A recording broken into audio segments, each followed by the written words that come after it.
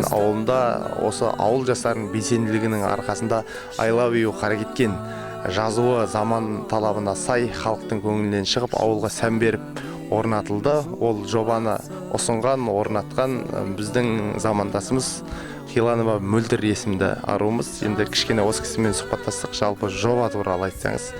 Жастар жылы аясында жастар жобасының негізінде I love you Қаракеткен жобасын ұсынып, жоба жеңімпаздарының бірі атандым. Бүгінде жобамыздың жұмысы бітіп, халық игілігіне тапсырып отырмыз. Ел болып қуанып жатырмыз. Әрқашанда осындай жастардың өнегелі, көрнекті, биіктен көріне берсін.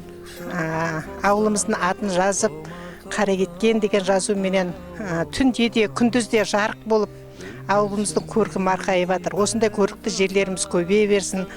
Жастарымыз осындай жақсы игілікті істерге айналысып, жақсы жерлеріміз көбейе берсін. Аманшылықта болыңдар. Жастар, рахмет сендерге. Бақытты болыңдар. Ән мен таңды аттырып, ән